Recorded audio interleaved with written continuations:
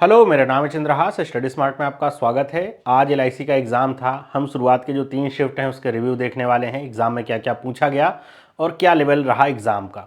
तो अगर हम बात करें शिफ्ट 1 की, शिफ्ट 1 में क्या पूछा गया, जैसा आप देख सकते हैं यहाँ पे लिखा हुआ है कि हमारा जो शिफ्ट 1 था उसमें जो रीजनिंग है, सिलॉक्स के क्वेश्चंस थे, उसमें 3 मेरे ख्याल से डायरेक्शन के भी क्वेश्चंस थे।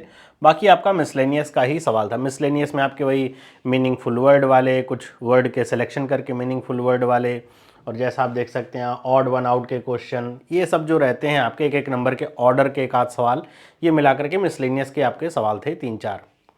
बाकी अगर हम बात करें पजल्स की, तो एक फ्लोर वाली पजल आई थी, केवल फ्लोर। एक स्क्वायर बेस्ड पजल थी, वही 8 लोग बैठे हुए हैं, 4 लोग कोने पे, 4 लोग साइड पे, ऐसा करते हुए। एक अनसर्टेन पर्सन्स की पजल थी। एक डिपार्टमेंट बेस्ड पजल थी जिसमें 3 डिपार्टमेंट थे और उसमें जो पर्सन्स थे उनके ऊपर ये पजल थी। और एक ये ऑर्डर की पजल आई हुई थी, जो रहता है कि कुछ पर्सन्स हैं, वेट के अकॉर्डिंग उनको अरेंज करना है, इस तरह होते हुए। बाकी अगर हम क्वांट की बात करें तो क्वांट में एक लाइन ग्राफ था पहली शिफ्ट में, जिसमें 6 क्वेश्चंस थे, ऐसा कहा जा रहा है। एक पाइयो टेबल दी आई थी जिसमें लिटरेट और इलिटरेट करके डेटा दिया गया था जो आपको फाइंड आउट करना था। रॉन्ग नंबर सीरीज के आपके 5 सवाल थे, 5 अप्रॉक्सीमेशन के सवाल थे, वो 13 क्वेश्चन थे अर्थमेटिक के। तो यहाँ पे अगर आप देखें पहली शिफ्ट में जो लेवल ऑफ क्वेश्चंस थे, या मैं बात करूँ सारी ही शिफ्ट के जो लेवल ऑफ क्वेश्चंस हैं, वो आपके जैसा पहले से प्रिडिक्ट किया गया था कि आरआरबी पीओ लेवल का आपका ये एग्ज़ाम होने वाला है। कुछ आपका जो लेवल है, कहीं अगर बच्चे कैलकुलेशन में फंस गए तो वहीं पे फंस सकते हैं क्वांट जैसे सेक्शंस में। बाकी इतना कुछ टफ लेवल का ये आपका एग्ज़ाम नहीं था, इसलिए अटेम्प्ट यहाँ पे हाई हुए हैं बच्चों के। हम बात करें अगर दूसरे की शिफ्ट की, दूसरे शिफ्ट में क्या आया था, दूसरी शिफ्ट में सिलॉक्स नहीं आया था, बल्कि क्या आया था, इनइक्वलिटी आया था। डायरेक्शन सेंस यहाँ भी था। एक यहाँ पे कोई मिसिंग नंबर सीरीज का सवाल था, जैसा एसएससी वगैरह में हम देखते हैं पूछा जाता है कि आपको एक नंबर दे दिया है, कहेगा अगला नंबर क्या आ रहा है, फिर कुछ आपको दे दिया एक रिलेशन करते हुए पूछेगा अगले रिलेशन में क्या आएगा, इसी क्रम में अगर चलता रहे तो वैसा सवाल। फिर आपके वही मिसलेनियस के सवाल जो आपके रहते हैं, एक आध क्वेश्चन ऑर्डर का, फिर आपका मीनिंगफुल वर्ड वाले, ऐसे करते हुए आपके कई सारे मिसलेनियस के सवाल। फिर अगर हम पजल की बात करें तो इसमें एक मंथ बेस्ड पजल था, 8 पर्सन्स थे जिसमें। एक आपका flat and floor based puzzle था। अब यहाँ पे देखिए पिछले वाले में केवल फ्लोर वाला था, इसमें फ्लैट एंड फ्लोर दोनों दिया गया था।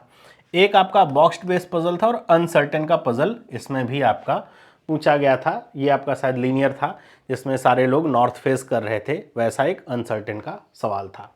तो क्वांट की अगर हम तरफ चलें सेकंड शिफ्ट में, तो मिसिंग नंबर सीरीज का क्वेश्चन था। अब यहाँ पे देखिए आपका डीआई आ गया, उस क्वाड्रेटिक क्वेश्चन आ गया था, तो इसमें आपका अप्रोक्सीमेशन या सिंप्लीफिकेशन नहीं है, तो क्वाड्रेटिक क्वेश्चन को डाल दिया गया। एक आपका केसलेट आया था। अगर आप लोगों को याद हो, कल हमने जो डीआई की क्लास करी थी शाम को 5 बजे, इसी तरह का एक केसलेट किया था। नहीं देखा है तो जाकर के देख लीजिए कि फुटबॉल, टेनिस हमने किया था, बैडमिंटन यहाँ पे एग्जाम में आया था टेनिस को लेकर के ये सवाल। ओके, तो ये आप जा करके देख सकते हैं। ये आपका एक केसलेट का सवाल था जो वेन डायग्राम बनता है। एक आपका टेबल दिया गया था जो सिंपल आपका रहता है कि टोटल पॉपुलेशन दे देगा, परसेंटेज ऑफ मेल या तो दे देता है, या तो परसेंटेज ऑफ आपका फीमेल दे देता है, तो आपको वो वैल्यू फाइंड आउट करनी रहती है, वो वाला आपका टेबल डीआई। बार ग्राफ का एक सवाल था बॉयज एंड गर्ल्स को लेकर के। बाकी उसके बाद जो था वो अर्थमेटिक का ही क्वेश्चन था। हम तीसरे शिफ्ट पे बात करते हैं। पहले आप देख लीजिए शिफ्ट में आया क्या है। तीसरे शिफ्ट की अगर बात करें तो यहाँ पे फिर से आपका सिलॉक्स के क्वेश्चंस थे, कोडिंग डिकोडिंग आया हुआ था, इसमें डायरेक्शन था, फिर आपका मिसलेनियस था। और यहाँ पे अगर आप पजल की बात करें तो 2 पैरेलल रोज वाले जो सवाल आते हैं, इसमें 12 पर्सन्स बैठे हुए थे एक दूसरे को देखते हुए। डेज बेस्ड एक क्वेश्चन था, बॉक्स बेस्ड था, फ्लैट एंड फ्लोर बेस्ड था कि 5 फ्लोर 3 फ्लैट करते, और एक आपका ऑर्डर के ऊपर सवाल था। अगर हम क्वांट की बात करें तो wrong number series, quadratic question, table DI, bar graph, total person plus male आपको दिया गया था। केसलेट आया था आपका इनकम एक्सपेंडिचर पे, और आपका फिर क्या था, अर्थमेटिक था। तो आप देख रहे हैं कि इसमें कुछ आपको अलग नहीं पूछा गया, जैसा आप सोच रहे हो कुछ और अलग सा पूछा जाएगा, नहीं था।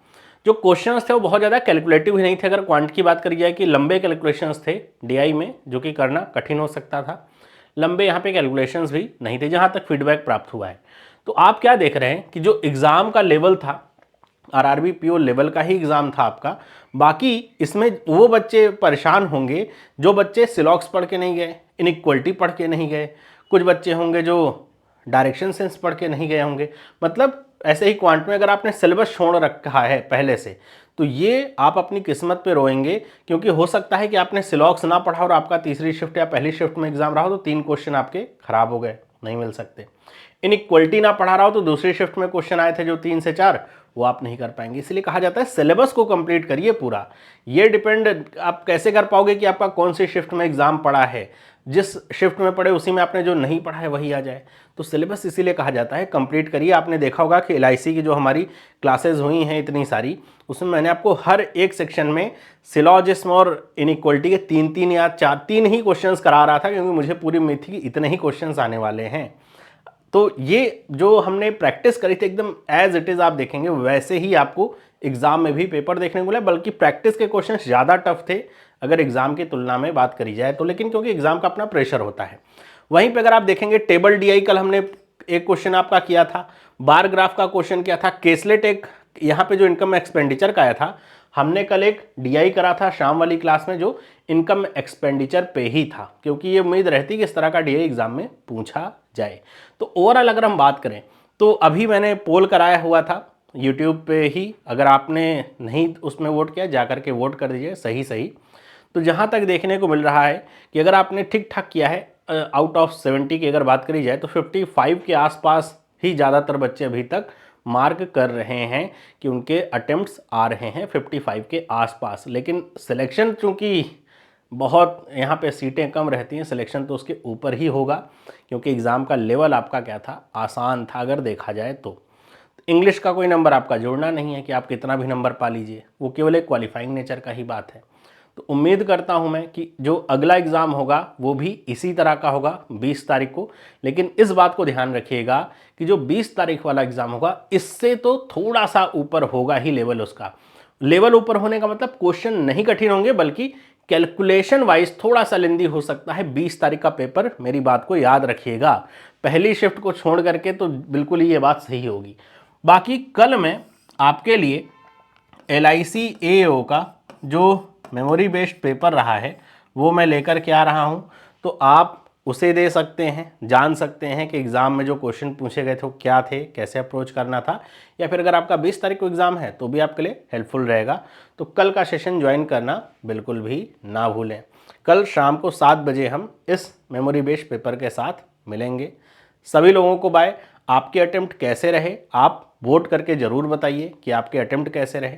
बाकी ये आप समझ सकते हैं बच्चों के द्वारा ही दिए गए आपके जो सेट्स होते हैं, ये मतलब जो क्वेश्चन होते हैं थोड़ा बहुत ऊपर नीचे चलता है, लेकिन पूरा मोटा मोटा अगर देखा जाए 99% चीज़ें यही थी। तो मिलता हूँ आपसे अगली वीडियो में। सभी लोगों को बाय।